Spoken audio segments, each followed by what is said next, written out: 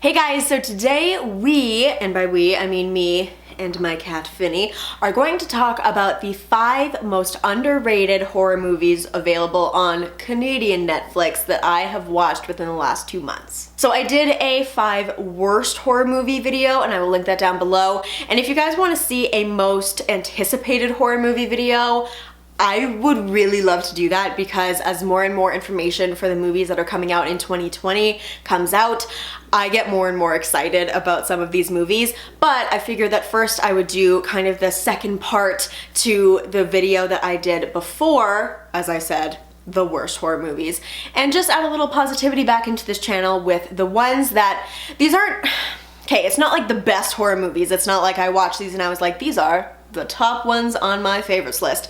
But these are definitely movies that I went into with very low expectations and I had a really good time while I was watching them. These are movies that I would say are great for a night to watch with your friends, or even if you're that kind of person who watches horror movies alone like I do, a great way to just pass an evening while you're in bed or have on in the background while you're working. Either way, it'll hold your attention. The storyline is good, the acting is good, and let's get into my 5 choices. The first one, would you rather?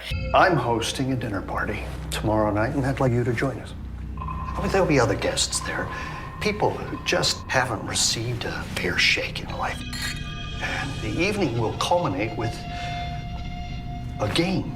Each player will be given a choice between A or B. What the hell is this? Decision-making in its rawest form. No, I can't do that. You must make the decision. It's the game. I saw this for the first time maybe 3 or 4 years ago while I was dating somebody, and I kept falling asleep while we were trying to watch this movie. We tried to watch it and finish it maybe 3 or 4 times, but it wasn't the fault of the movie. It was the fault of me being a tired, horrible person with a very low attention span. So I kept enjoying it every single time that we started to watch it. So I eventually just was like, I'm not watching this with you, I'm watching this by myself. Like literally got up in the morning because I was like, I just want to know how this stupid movie ends.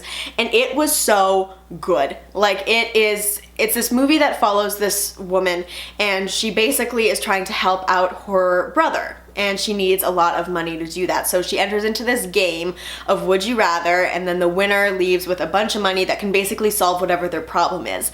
And it takes a sinister turn, as all horror movies do, but it was really well executed. It has Brittany Snow in it, who I loved after watching her in Prom Night, which, fun fact, was my first ever date movie in 7th grade. Love that. It was really well put together. The acting was good. I don't want to give too much away, but like the would you rathers, the dares basically that people had to do, they kept getting elevated. You know, like they started out where it's like, it's kind of messed up, but okay, for this amount of money, sure. And I think it just like stepped itself up to the point where like you could see yourself being in the situation and being like messed up, but like to solve the one problem that's in my life, like yeah, I'll do it. And then it just gets to a point where you can't say no, and you also can't get out of it, and it turns really, really dangerous. So it was good. It was a really good movie, held my attention. I will say it's not a movie that I've rewatched since then because I basically watched it 3 times. It's kind of gory like Saw, but definitely not quite as like torture porn. The next one is The Invitation. It's kind of hard to call everybody up out of the blue after 2 years. Everybody, this is my friend Pruitt. You've been acting so suspicious of our hospitality. Something doesn't feel safe here. We don't see you for 2 years, and then all of a sudden, we get invited to this lavish dinner. Don't tell me that this is normal. This one I watched, oh gosh, maybe 2 years ago, and I did check and it was still on Netflix when I was going through this, but I still think about this movie from time to time. Whenever people ask what my favorite movies are, it's always Oculus is a really, really great one if you want something that's just like, it's kind of like a mind bend and you don't really know what's happening. And I also say The Invitation, which is scary in this way that is so like everyday until you get to the twist, right? It's just like you're in a situation and it just doesn't feel safe. Like you get that gut feeling, and then when you realize that you were right and you should have listened to your gut, it's too late. And it is just really good. I love the ending. I love how it all unfolds. I just think that it's a great movie. This is one that I really enjoyed watching by myself. I also really enjoyed watching it with a friend who watches movies in a similar way that I do. If I'm really into a movie, I don't want to talk through it. If I'm not into a movie, fine, let's joke and make fun about it. But like, if I'm into it and I was into this movie, I just want to sit there silently, eat our popcorn, and just like absorb the movie. And it's a great movie for that. Hush.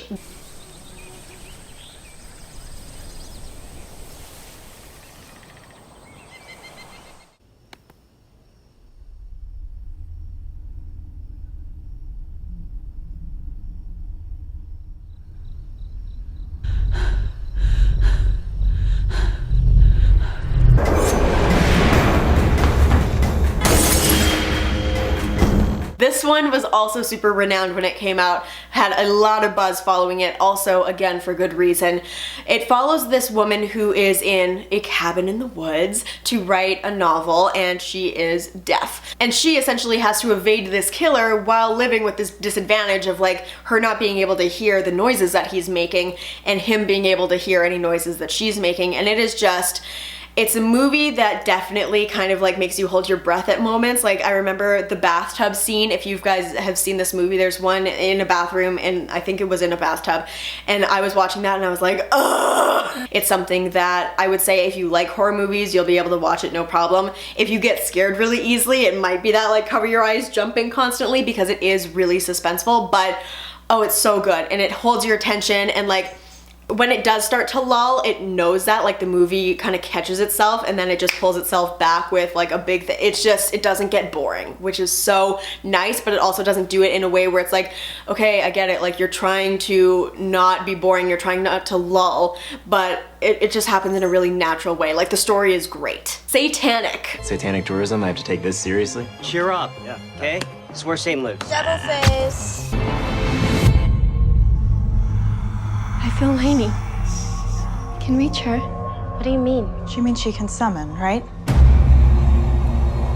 And these of Earth be here with me, and now we travel from flame to flame. What the hell was that? Maybe we should just blow this whole thing off and go to Coachella. She said she would be the first and the rest would be summoned. This movie includes the girl from Modern Family, right? And I think that anytime you see an actress that comes from more of like a G-rated TV or movie series, this happens a lot with people who were in the Family Channel series. I personally, at least, am just kind of like, ugh, this is not gonna be good. But I was mistaken. And that being said, I'm not, again, sitting here saying like this movie was phenomenal, deserving of every award, but it blew my expectations out of the water. Like I was honestly thinking I was gonna go in and watch this movie and then include it in the last video where I was like, this is the worst. Just because like the trailer was kind of boring, and like the first 5 minutes, it was just like a lot of like pre-roll stuff, and it was just like, ugh. But once the movie gets going, like, it's really interesting. The dynamic of the friends was really interesting to me. I think that all of the actors did very well in their roles. The one girl who they meet that kind of gets the whole story going, she was convincing in her crazy. This is a movie that I would say is something that if you and your friends want a movie to watch and that you can talk over, but it's still interesting when you get back into the movie, this is great for that. It's also one that like if you're bored and you're scrolling through Netflix and you're like, oh, I just don't know what to watch, this is a good one. It'll entertain you for like an hour and a half. You're not gonna just sit there at the end and be like, well, that was a huge goddamn waste of my time. Like some of the movies that I watched in my last one, The Basement, truly like the biggest waste of time. I'm still mad that I wasted like an hour and a half on that movie. And then the last movie on my list is The Reaping. He wants me to warn you. I believe you're in danger. I'm from a place called Haven. I'm hoping you can help us with our problem. You just better prepare yourself. The folks in town think there might be 9 more plagues on the way.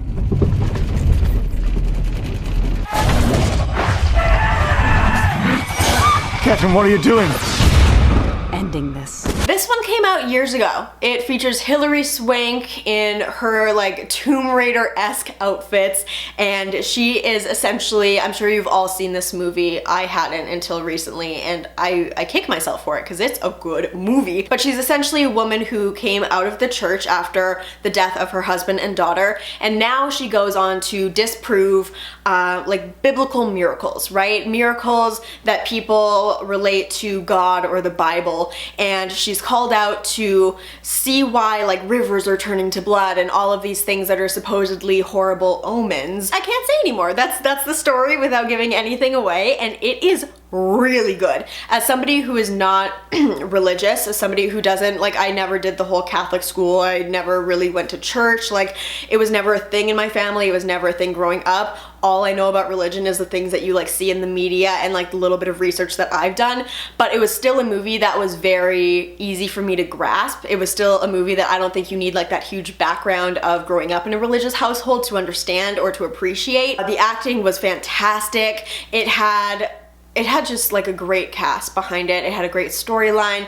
The way that the story progressed was great. There were all of these twists that I didn't see coming, which never happens in horror movies. Like truly, horror is the one genre that like if I don't see the ending coming by halfway through the movie, I'm shocked. Like I'm shocked. And if the movie turns out to be good, like it's a good ending that I didn't see coming, mind blown. Because I feel like horror, it ends in like one of two ways. Everybody dies, or everybody lives. Or there's an open ending so you can get a sequel where everybody dies or everybody lives. And it's just, this was a good movie. And I also think that if there's a movie that was deserving of a sequel, it would be this one out of the list here, but I'm kind of glad that they didn't touch it because they could have done a sequel and it could have been really good, but it also could have messed it up, and I'm kind of glad that they left it alone. But those are my 5 most underrated horror movies on Netflix Canada that I have watched in the last 2 months. So last time I checked, all of these are still available, but I'm sure you can find them if they're not on Netflix. If you enjoyed these videos and you wanted to see another one in the future when Netflix kind of refreshes, or if you want to see movies from a different genre, things that I really enjoyed, or you want to see movie reviews or movie reactions, let me know, and let me know which movies you want me to review or react to. Also, the final thing I need from you guys, let me know if you want to see the most anticipated movies of 2020. I can do this genre specific as far as like horror goes, or just like kind of looking through all of the movies that thus far are announced for 2020 and just talking about them, why I'm excited about them, because really I want to go to the theater more this year, and I want to get more of these like early bird kind of reviews out for you guys because I think that these are so fun to do. So I will see you guys very soon. Thank you so much for watching. Let me know what your most underrated horror movies are on Netflix, on Hulu, on whatever service you like to use, and I will see you very soon. Bye guys.